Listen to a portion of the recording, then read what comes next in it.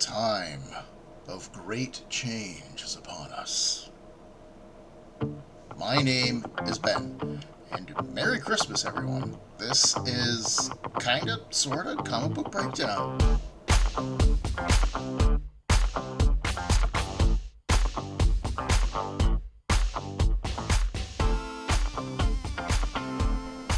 Hey, everybody.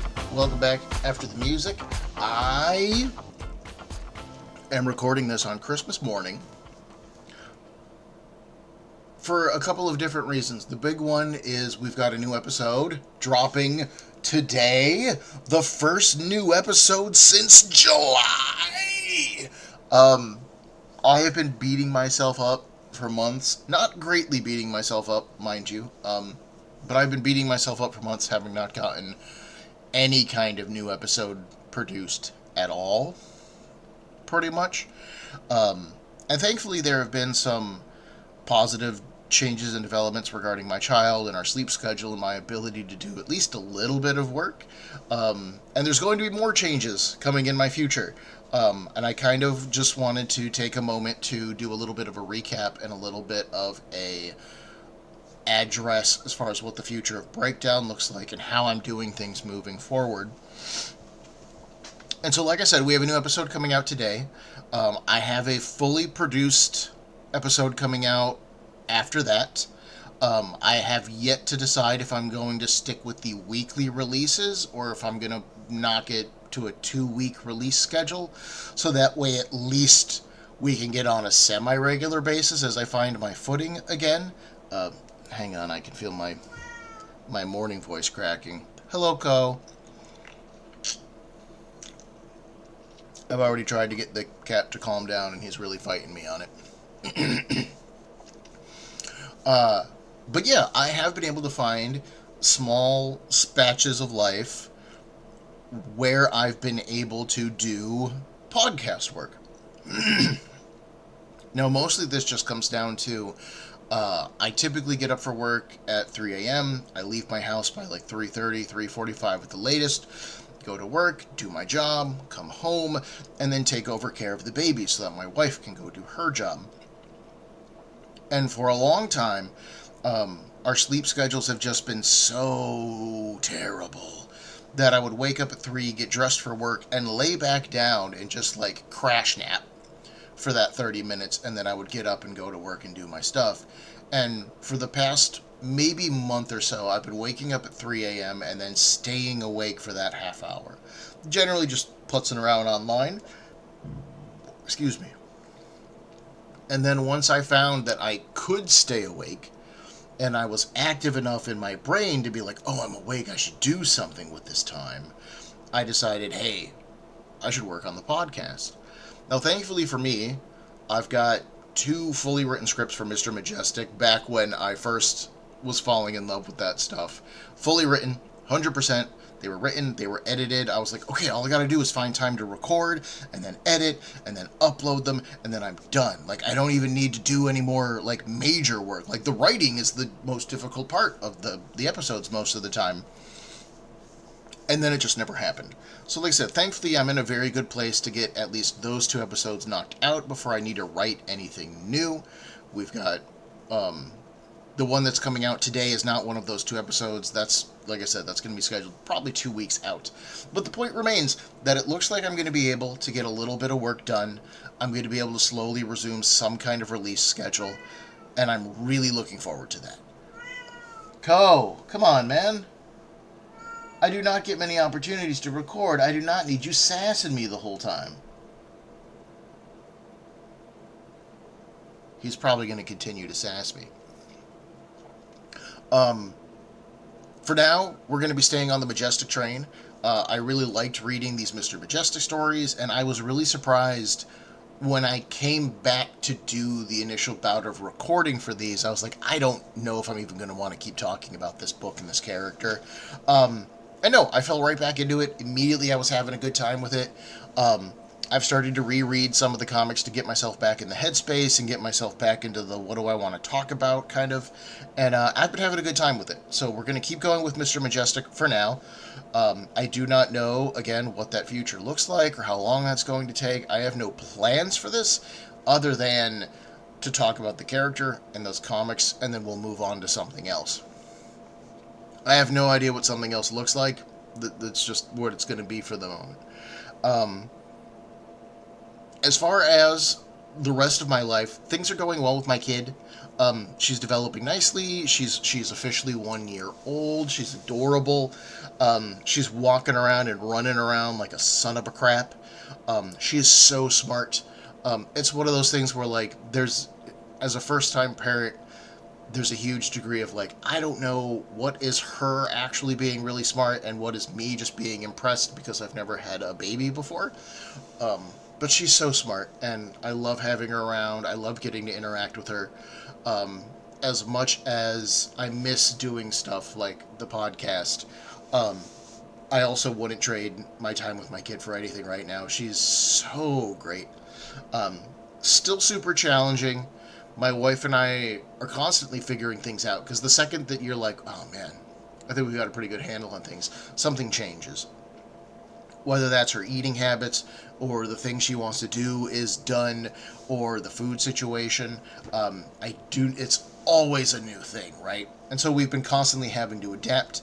As you can see, we have a new camera position out here. If you're listening to this, you wouldn't know this, but I had to move my recording camera because I used to have it behind my monitor, so it would look like this is me looking at the monitor, this is me looking at the camera. I liked the camera behind the monitor because when I read the scripts, it could at least vaguely kind of look like I was talking to you. Where now, here, when I read the scripts, I can't look at the camera. There is a very clear, like, this is a script and that is the camera. It can't be helped. Having my camera set up on the back side of my monitor meant my child could grab all the cords and cables and support networks for it, and she kept trying to, like, pull the stuff down. Because Daddy's over here doing stuff, she wants to touch all of the stuff, and as of yet, I do not have a way to keep her from doing that. And so the number of times that she's almost pulled something off my desk, honestly, less than you would expect, still more often than I would like. So we have a new camera position. As far as upcoming changes, like I said, I don't have much plans to change anything else for the show for the most part, but the main thing that's going to hit us in 2026 is my brother-in-law lives with my wife and I, and a month or two ago, he made the decision that he's basically just done living with us. He wants to move out. So he has bought a house. He is moving, which means we have to move. We currently live in a 2-bed, 2-bath apartment. We cannot afford that without him, and we don't really think it's feasible for us to get a roommate. We don't know anybody who's looking for a room, and more importantly, like, we are 2 grown adults with a cat and a baby. Who wants to move into that?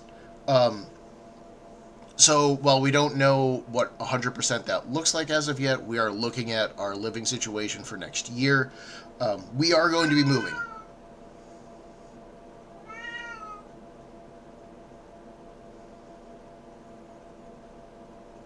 See, the thing that gets me is he's got food and water. He just wants attention, and obviously I'm doing a thing. And I can't really help him very much. Okay, thank you. So we are going to be moving. Like I said, our current lease is up in, I think it's June. So we've got a good long while.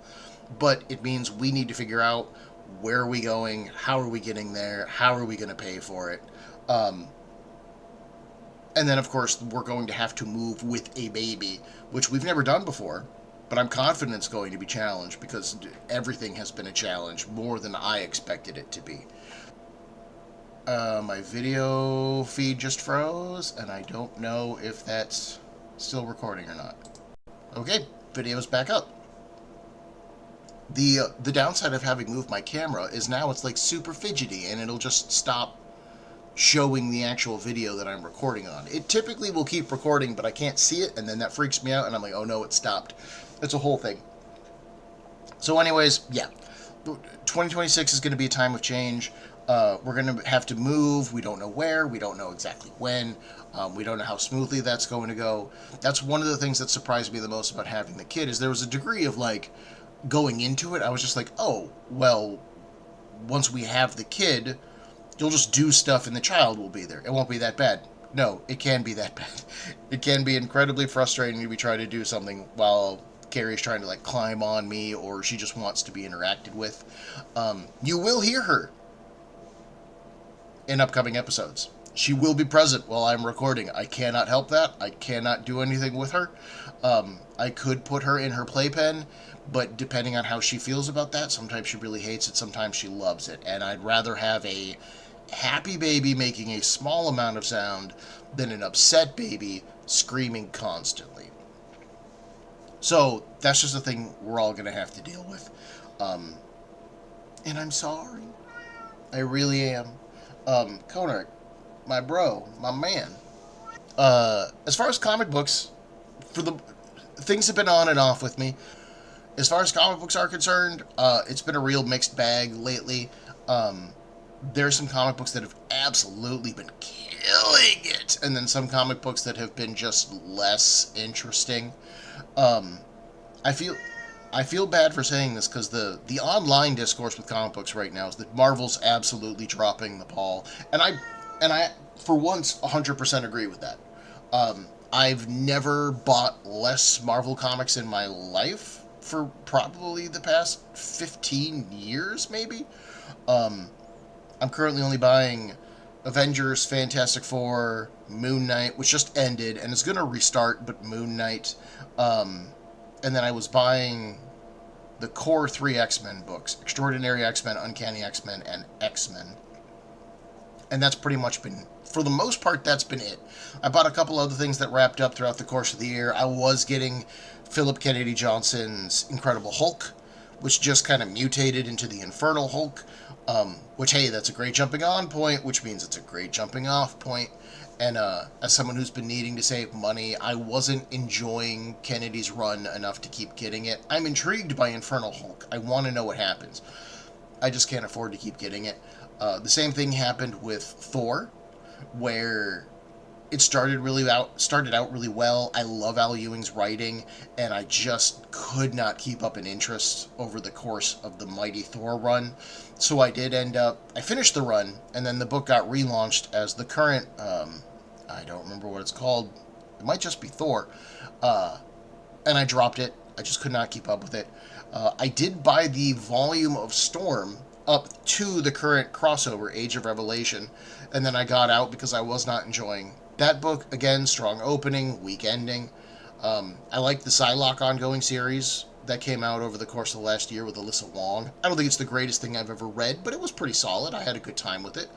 I bought the first 2 to 3 issues of Magic's ongoing series. Did absolutely nothing for me. Came close to hating the book. Really not interested in it. And with the Age of Revelation crossover going on with the other books that I've been picking up, I got to admit, Age of Revelation isn't doing anything for me either. At some point, I kind of want to do a compare and contrast with the Age of Apocalypse. This year is the 30th anniversary of the Age of Apocalypse. That's why they're doing the Age of Revelation to some degree. And I'd really like to compare and because I love the Age of Apocalypse. I've talked about this on the show before. I love every inch of the Age of Apocalypse. And so to have this series be kind of branding itself as a nod and love letter to the Age of Apocalypse, but absolutely failing in almost every way to be that love letter is so frustrating. And I don't like to make stuff out of dislike, so maybe we'll never get it. It just depends on my schedule, but I would like to do a compare and contrast of just like, this is why it didn't work. Why would you do this if it's not going to work? In any case, that's been a real bummer. DC is at a real midpoint for me, where on the one hand, I'm still buying a handful of DC books. I have continued to get the Poison Ivy ongoing series, the Superman, and Wonder Woman. When Simon Spurrier's run on The Flash finished, I dropped it. I was more interested in Simon Spurrier's writing than I was on The Flash, which I love Spurrier's stuff in general. It's always a weird time, and it's very true on The Flash. I had a good time with it, but again, I have no particular love for The Flash as a character. And then I have been getting Cheshire and Cheetah Rob the Justice League by Greg Rucka and Nicola Scott, which has been a fun time. Again, I don't think it's a great comic, but it is a fun heist comic. It's literally like set up like a heist of them being like, here's why we're getting together. We're going to pull together a plan. Now we just have to execute the plan. And I think there's only one issue left, and then it wraps up. I did, over the course of the last year, absolutely fall in love with Absolute Martian Manhunter. It is the only Absolute book that I have continued to get because it's so weird, and it's so strange, and it's so comic booky. It's one of those things that I want to talk about it on the show, but like, you need to look at the book to understand why it is what it is. I have nothing against the rest of the Absolute titles, but I don't feel like any of them are doing anything that I haven't seen in comic books before, whereas Absolute Martian Manhunter is using the medium of comic books to tell its story in a way that I have so rarely seen told in comic books. Absolutely loving Martian Manhunter. I think literally it comes back this week. I think yesterday was issue 7. I've continued to buy the Skybound stuff, Transformers, Void Warriors, Void Rivals, there we go, and G.I. Joe.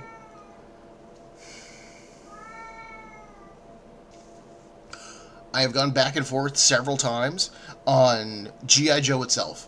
Because on the one hand, every time I think about G.I. Joe, and I'm like, okay, what do I like about the book? I do not have a compelling, comprehensive, interesting list of here's the things that I like about it. But then when I get behind on issues, it's one of the comics that I find myself itching the most to be like, oh, I gotta get caught up on G.I. Joe. Oh, hey, that thing was going on. We gotta see what happens, right? We gotta see what happens. And so clearly there's some work being done there that I'm enjoying.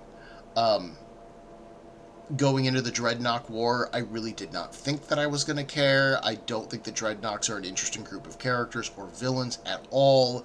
But of course, the core of the arc is really putting Duke of G.I. Joe and Cobra Commander back together and watching how they both interplay with each other and need each other but hate each other, and it's been great. Of course it's been great. Oh, they've done such a good job with it. So G.I. Joe has clearly won me over. I still can't articulate for you why G.I. Joe has won me over. It's going to require study for me to figure this one out. And then otherwise, I've continued to get a handful of weirdo Image books, which for the most part are the things that I'm most excited for when I go to the comic book store and I see a new issue on the shelves. That one hasn't had a new issue in forever. Bug Wars is on break. Bug Wars is great. Really enjoying it. Die, the second volume of Die Reloaded, has dropped. I love that book. Dust to Dust is a book I'm probably going to get issue 7 and then stop because I just can't. I can't. Escape has been great. I'm way behind on Kaya. Power Fantasy, Sacrificers, Seasons was really fun. Udon has done an okay job at releasing Capcom stuff this year. We've had a variety of different Street Fighter projects that are, I will fully admit, of varying quality as Udon books normally are, but still, they've gotten some books out. They absolutely botched getting Mega Man Timelines out on time, but hey, what are you going to do? And then World Tree just started back up. So in the grand scheme of comic books, I'm currently mostly buying Image stuff and then buying Marvel and DC in kind of an even pace at the moment. I do want to give DC credit at the moment that I loved the build-up to DC KO, which is currently ongoing. I don't feel like I've loved DC KO, but I love the fact that from a narrative standpoint, everything has been so important in the lead up to it. Everything since, it feels like, even if this isn't the case, it feels like everything since the end of the Fear Knights event up to DCKO has been part of a larger narrative that they've been actively planning and putting steps together towards. As we were getting there, and I was because DCKO has secretly been a Superman event, which is that's another rant I want to go on for a different thing.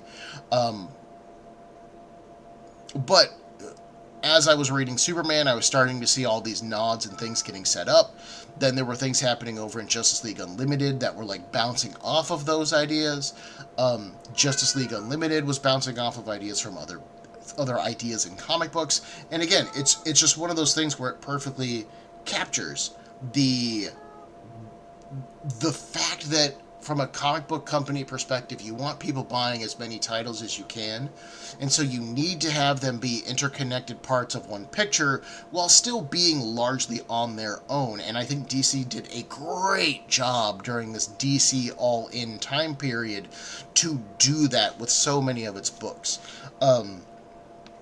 I also, as part of DCKO, I am getting Night Fight, partially because it's written by Joshua Williamson, and I've just really been enjoying his work on G.I. Joe and Superman, partially because it's artwork by Dan Mora, who is killing it in the comic book industry right now, but then also because I really like that the idea of the comic is Batman wrestling with the legacy he has created with his scions, and because in a real-world way, Bruce Wayne will never not be Batman. Even if there are time periods where he's on break, or he's dead, or missing in the time stream, or whatever, we are never going to reach a time period where Bruce Wayne is dead and retired, and it's just Dick Grayson is now Batman for the foreseeable future, forever and ever. It's never going to happen. But yeah, I like the idea of getting to see kind of these futures extrapolated along like the ways that characters like Dick and Jason and Tim, this is how they would view being Batman, and this is the way they would take the Batman legacy moving forward. I love the idea of the comic exploring that idea and being almost a reflection back at Bruce as far as like, this is what you did, for better or for worse. This is what you did. Where do you go now? I think that's really interesting, and thankfully it's short. It's only like 4 issues, so that's the kind of comic book commitment I like. Nice 4 issues, get in and get out.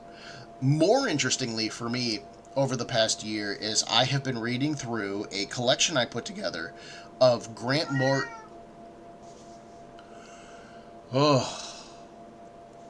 I've been reading through a collection that I put together of Grant Morrison's run on JLA.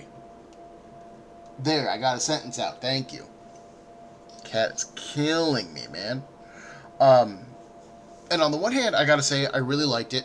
I had a great time reading through it. I'm about halfway through the Tower of Babel storyline that follows it up, begins Mark Waid's run on JLA.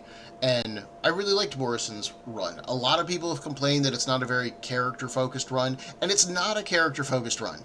It very much is a plot and story-focused run first, but I think to say that it's not a character-focused run is to do the run a great disservice. I think he does a great job writing the characters that he has in the book. Actually, there are so many good character moments.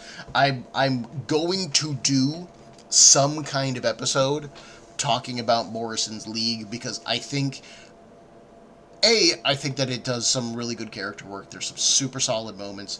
B, I do think it has some weaknesses, but the most important thing to me is Morrison's run did more to sell me on then contemporary DC titles than almost any other time in DC history has a title appealed to me.